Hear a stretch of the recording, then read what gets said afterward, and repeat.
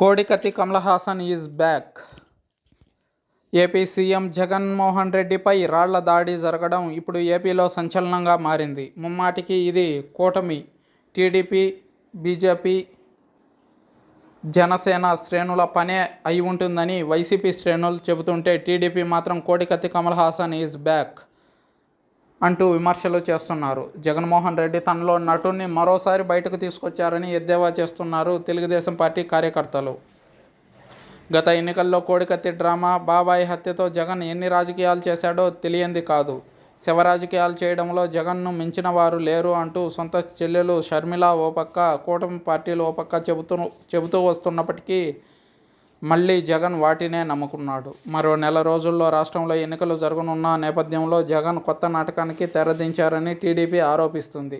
గత ఎన్నికల్లో ఎలాగైతే సింపతి నమ్ముకొని ఓట్లు వేయించుకున్నాడో ఇప్పుడు కూడా అదే చేస్తున్నాడని పక్కాగా తెలుస్తుందని అంటుంది.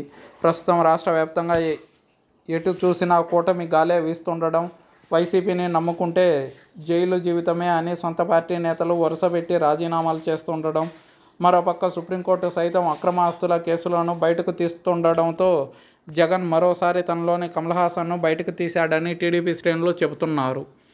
తాజాగా విజయవాడలో జగన్ బస్సు యాత్ర చేస్తుండగా ఎవరో ఆగంతకుడు జగన్పై రాయి విసిరాడు. దీంతో జగన్ ఎడమ కనుబొమ్మకు తగిలింది. ఈ దాడి తర్వాత వెంటనే డాక్టర్స్ జగన్కు ప్రథమ చికిత్స అందించారు. ఆ తర్వాత తన యాత్రను కొనసాగించారు. ఈ రాయి దాడిపై టీడీపీ స్పందించింది. కోడికత్తి కమల్ హాసన్ ఈజ్ బ్యాక్ అంటూ తనదైన రీతిలో కౌంటర్ ఇచ్చింది. దెబ్బ తగిలిందని నటించబోయే ముందు, కెమెరా ముందు నటించేటప్పుడు అంటూ 2 ఫోటోలను షేర్ చేసింది.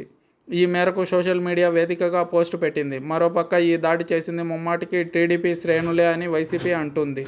మేమంతా సిద్ధం యాత్రకు వస్తున్న అపూర్వ ప్రజాదరణను చూసి ఓర్వలేక తెలుగుదేశం పార్టీ పచ్చమూకలు చేసిన పిరికిపంద చర్య ఇది అంటున్నారు.